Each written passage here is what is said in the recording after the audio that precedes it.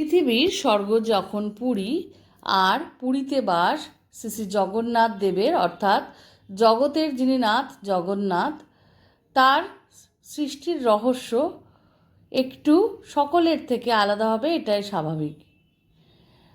জগন্নাথ দেব যখন নবকলেবরে প্রতিষ্ঠিত হন, তার সেই নবকলেবরের জন্য যে সমস্ত কাঠ দরকার হয় তা কোন গাছের হয়, সেই কাঠ কি কি লক্ষণযুক্ত হলে সেই কাঠ পাণ্ডারা নিজেরা সংগ্রহ করে শ্রী শ্রী ঠাকুরের নবকলেবরের জন্য, এই নিয়ে আজকের এই ছোট্ট ভিডিওটি।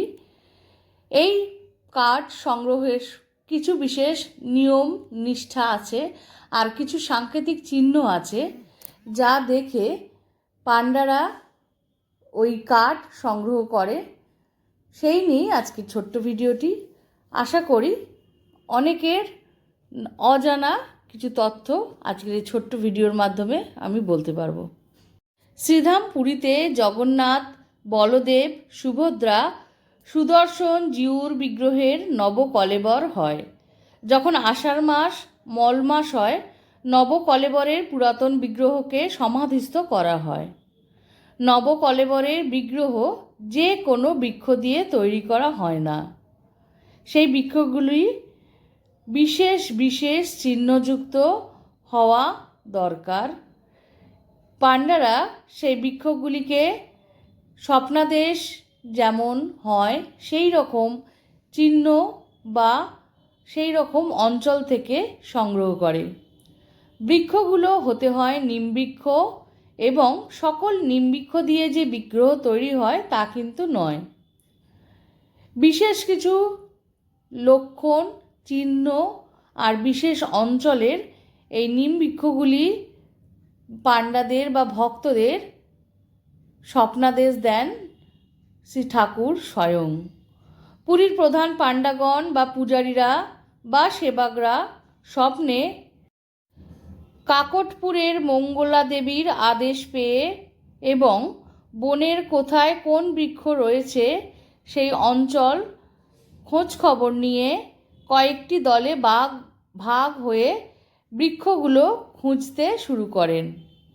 তারা বৃক্ষগুলো খুঁজতে খুঁজতে নির্দিষ্ট স্থান অবধি এসে যে নিমবৃক্ষ থেকে প্রকট হয় এই সমস্ত দিব্যচিহ্ন, সেই নিমবৃক্ষ থেকেই শ্রী শ্রী জগন্নাথ দেবের নবকলেবরের কাঠ চিহ্নিত করা হয় এবং নিয়ে আসা হয়।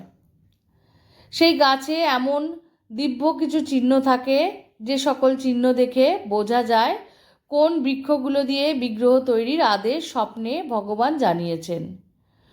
কোন নিমবৃক্ষ দিয়ে কোন বিগ্রহ তৈরি হবে, যেমন শঙ্খ, চক্র, গদা, পদ্ম, হল, মুসল ইত্যাদি দিব্যচিহ্নগুলি যুক্ত হবে।